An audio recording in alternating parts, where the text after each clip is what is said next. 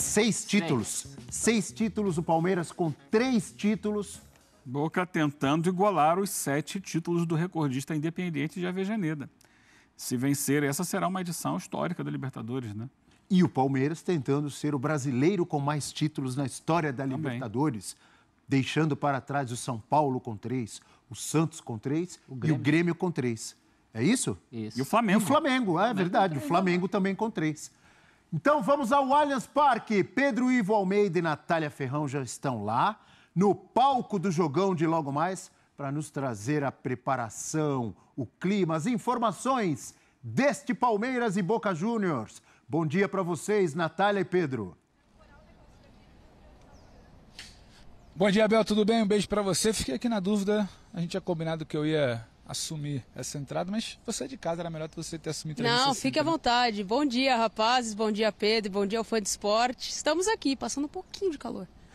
Mas eu acho que isso é uma coisa que também vai oscilar durante o dia, tipo o favoritismo, sabe? Começa com calor, o sol ameaça sair, agora bateu um ventinho, durante o dia promessa de chuva também, campo molhado, a temperatura pode baixar até da casa dos 20 graus, ali 19, 18 na hora do jogo, isso é algo que não dá para definir. Abel perguntava sobre emoção. Emoção acho que vai ter, mas eu escutava aqui os amigos comentarem pouco antes da nossa entrada, pouco antes do intervalo, sobre o jogo de ontem.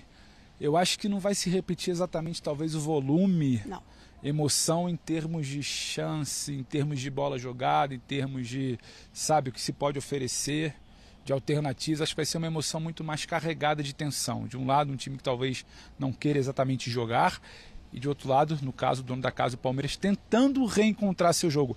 Eu acho que parece que o desenho pode ser por aí, né, Nath? Até pelo momento que as duas equipes vivem, né, Pedro?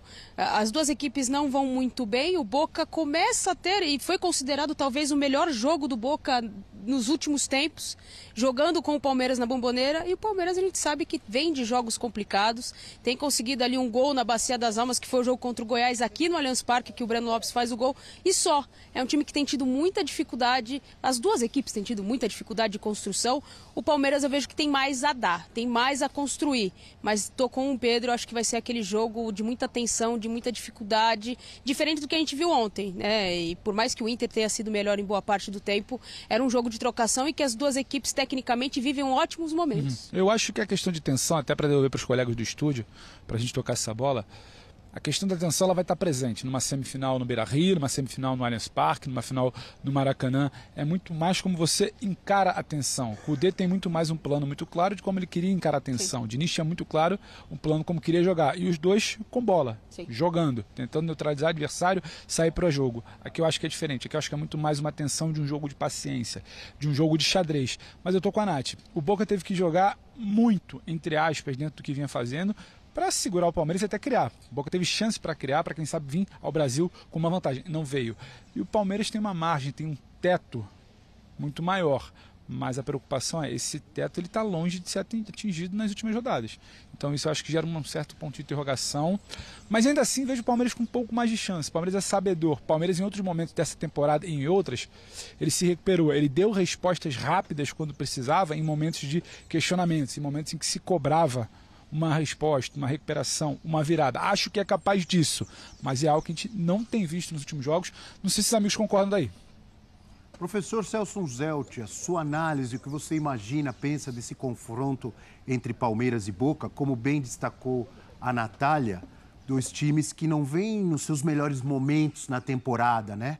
Se a gente analisar tamanho de camisa, história, são dois absurdos, Palmeiras e Boca, absurdo positivamente. Se a gente pensar no time atual e no que eles vêm conquistando nos últimos anos, é um Palmeiras bem mais forte, não é? Sim, é por isso que a gente espera hoje, talvez até mais emoção. Eu vou guardar o meu palpite, porque eu tenho um palpite de mais emoção em relação a quem será o finalista. Ah, você tem palpite? Tenho um palpite. Tá logo, então professor. segura. Eu tenho sim um palpite, sim. Segura, não. Fala primeiro a análise, depois palpite. Esse palpite prevê mais emoção até do que ontem em relação a determinar o finalista, mas menos intensidade. Porque no futebol, meu caro Abel, como no amor, quando um não quer, talvez dois não joguem. Que isso, hein? É, você sabe que quando um não quer, dois não brigam, né? Às vezes quando um não quer, dois não jogam. E eu acho romântico hoje. Eu acho que o Boca hoje não vai querer jogar. O Boca vai querer levar para os pênaltis, confiar muito no seu goleiro. O Palmeiras vive um momento de uma certa indecisão e seca ofensiva. O Palmeiras não está fluindo como fluía, com os homens abertos, com os 3. Está faltando isso, o torcedor do Palmeiras sabe. Eu acho que isso é que pode complicar. Primeiro o jogo em si, essa fluência que a gente viu em relação a Inter e Flu, não vai existir no jogo de hoje. Agora tem emoções e emoções, como diria Roberto Carlos, né? Ele tá romântico, eu né? não entendi nessas emoções todas. O professor fala de amor e fala em briga. Quando um não quer, dois não brigam. É bom, porque as brigas fazem parte do amor, né? Ah, é? Jamelão, Só as brigas. Jamelão já cantava. É melhor brigar juntos do que sofrer, do que chorar separados. Rapaz, não são nem 11 da manhã, eles já estão assim. Não. E eles tomaram café, tá? hein? Não foi nada diferente louco, disso. isso acaba amanhã hoje, hein? O dia é longo hoje, Mas vamos vamos lá. todos até a madrugada acompanhando aí esse jogão de bola. E eu acho, Pedro, Natália, que a gente vai ter realmente muita emoção. Porque o Palmeiras é o favorito. Indiscutivelmente, por tudo o que acontece nessa Libertadores e nas últimas, e por jogar em casa, diante da sua torcida e no seu gramado, muito criticado pelo pessoal lá na Argentina.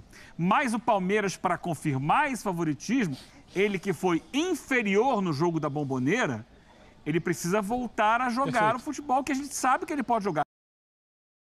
Que ele não tem jogado, seja no Campeonato Brasileiro, seja na Libertadores. Especialmente desde a lesão do Dudu, que é um jogador fundamental.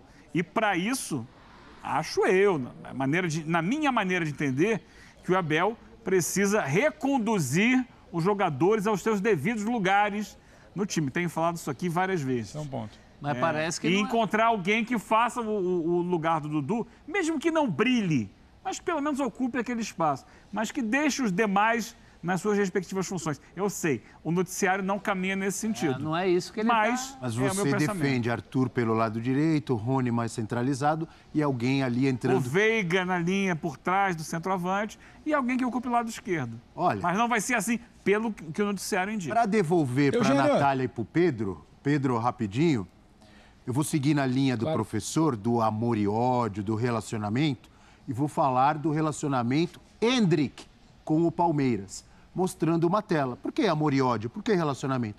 O Endrick é exaltado, é o jogador dos 400 milhões, é vendido para o Real Madrid, é o monstro da base, e ao mesmo tempo é muito cobrado, criticado por não apresentar sempre o futebol que se espera dele. O título dessa tela é quase um apelo. Quem fez? Não sei quem fez. Confia no garoto, Abel. É, mas esse Abel não sou eu, é o Abel Ferreira. É o Ferreira. Endrick, desde a estreia no profissional do Palmeiras, Pedro, Ivo e Natália, 47 jogos, 22 como titular e 11 gols, tá? Então ele é o 10º no elenco em número de jogos, ele é o 14º em número de jogos como titular e com 11 gols ele é o 3º artilheiro. Olha, isso aí eu não sabia, hein? Nunca atuou por 90 minutos no profissional? Essa pra mim é nova. Pedro, Ivo Almeida e Natália Ferrão. Abel, eu acho que nesse debate sobre o Endrick, a gente precisa equilibrar um pouco a expectativa.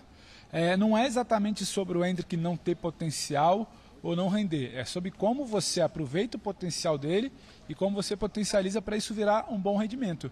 Na frieza dos números, a gente apresentou a tela aí, ele supera ou ele minimamente se aproxima gente do que late de Neymar e Vini Júnior com essa idade.